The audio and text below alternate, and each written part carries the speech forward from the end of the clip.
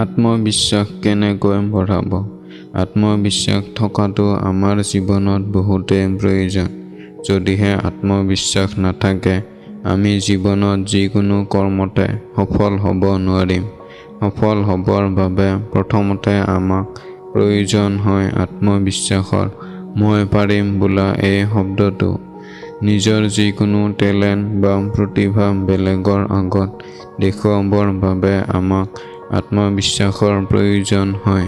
কিছুমান কম প্ৰতিভা থকা মানুহে আত্মবিশ্বাস থকাৰ বাবে নিজৰ প্ৰতিভাবোৰ বেলেগৰ আগত দেখুৱাব পাৰে, আৰু কিছুমান বেছি প্ৰতিভা থকা ব্যক্তিয়েও নিজৰ আত্মবিশ্বাস কম হোৱাৰ বাবে নিজৰ প্ৰতিভাবোৰ দেখুৱাব নোৱাৰে। আত্মবিশ্বাস বঢ়োৱাৰ কিছুমান উপায়ৰ ওপৰত মই এই ভিডিঅ'টোত ক'ম। আশা কৰোঁ আপোনালোকে শেষলৈ চাব। ১. নিজক ভালদৰে জানিব লাগিব। আত্মবিশ্বাস বঢ়াবৰ বাবে নিজক ভালদৰে জানিব লাগিব যে নিজৰ ভিতৰত কোনবোৰ প্ৰতিভা লুকাই আছে, যিবোৰ প্ৰতিভা বেলেগৰ আগত দেখুৱাব পাৰিব। নিজৰ এই প্ৰতিভাবোৰত কোনবোৰ গুণ কম হৈ আছে ভালকৈ জানি সেই গুণবোৰ উন্নত কৰাত গুৰুত্ব দিব লাগিব। মানুহৰ আগত নিজৰ প্ৰতিভা সুন্দৰকৈ দেখুৱাব আৰু সদায় উন্নত কৰাত প্ৰচেষ্টা কৰিব লাগিব। তেতিয়াহে আপুনি নিজৰ প্ৰতিভাবোৰ বেলেগক দেখুৱাই এজন সফল ব্যক্তি হ'ব পাৰিব।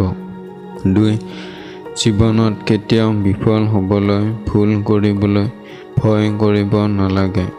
এইদৰে ভয় কৰি থাকিলে আমি জীৱনত কেতিয়াও আগবাঢ়িব নোৱাৰিম। জীৱনত বিফল হ'লেও আৰু ভুল কৰিলেও কিবা নহয় কিবা শিকিব পাৰিম আৰু অভিজ্ঞতা ল'ব পাৰিম। এই মনোভাৱ মনত ৰাখি আমি নিজৰ লক্ষ্যৰ বাবে সদায় কাম কৰি থাকিব লাগে, যাতে আমি নিজৰ লক্ষ্য লাভ কৰিব পাৰোঁ। জীৱনত আমি নিজৰ লক্ষ্য প্ৰাপ্তি নোহোৱালৈকে ৰ'ব নালাগে। ৩. আমাৰ যিটো কামৰ প্ৰতি ভয় থাকে, বাৰে বাৰে কৰিব লাগে। ভয় লগা কামটো কৰি থকাৰ ফলত সহজ হৈ পৰে আৰু কৰিব ভাল লগা হয়। জীৱনত হাৰিবলৈ ভয় কৰিব নালাগে। ৰৈ নাথাকি সদায় নিজৰ কামটো ভাল কৰিবলৈ চেষ্টা কৰিব লাগে। ৪. নিজক আনৰ লগত তুলনা কৰিব নালাগে। সূৰ্য আৰু চন্দ্ৰ একে নহয়, দুয়োৰে কাম বেলেগ বেলেগ। ঠিক তেনেদৰে আপুনিও এজন অদ্বিতীয়, অতুলনীয় মানুহ। গতিকে নিজক আনৰ লগত তুলনা নকৰি নিজৰ ভিতৰত কোনবোৰ গুণ লুকাই আছে ভালদৰে জানি সেই গুণবোৰ ভাল কৰিবৰ বাবে কাম কৰিব লাগে। নিজক আনৰ লগত তুলনা কৰি থাকিলে আমাৰ নিজৰ প্ৰতি আত্মবিশ্বাস নোহোৱা হৈ যায়। ৫. নিজৰ যিটো প্ৰতিভা, সেই প্ৰতিভাটোক লৈ ভাল জ্ঞান থকাৰ প্ৰয়োজন। যিদৰে এষাৰ কথা আছে, অল্প বিদ্যা ভয়ংকৰ। নিজৰ যি কৰ্ম বা প্ৰতিভা তাৰ বিষয়ে ভালদৰে জ্ঞান নলৈ আনৰ আগত দেখুৱাব গ'লে লাজ খোৱাৰ সম্ভাৱনা থাকে। ফলত নিজৰ প্ৰতি থকা আত্মবিশ্বাস কম হৈ যায়। ৬. আত্মবিশ্বাস বঢ়াবৰ বাবে ভাল এটা পৰিৱেশত থকাৰ প্ৰয়োজন।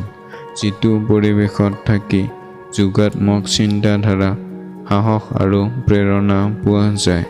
বেয়া পৰিৱেশ, নেতিবাচক চিন্তাধাৰা এইবোৰৰ পৰা আঁতৰি থাকিব লাগে। ৭. সময়ৰ কাম সময়ত কৰিব লাগে।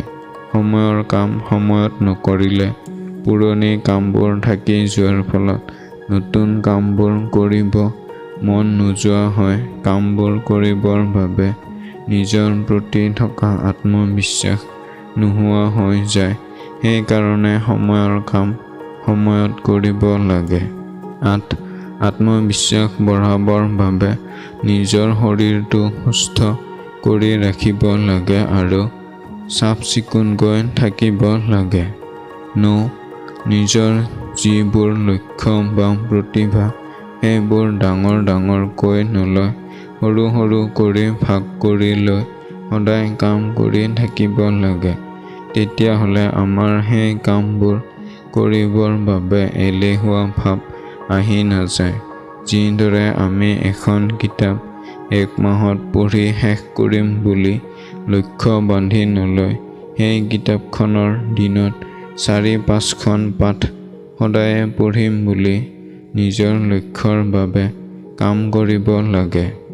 10 আত্মবিশ্বাস বঢ়াবৰ বাবে আমি ভাল কিতাপ, মহান লোকৰ জীৱনী, ভাল শিক্ষামূলক ভিডিঅ' আদি চাব লাগে, যাতে আমি জীৱনত কাম কৰিবলৈ সাহস প্ৰেৰণা পাওঁ।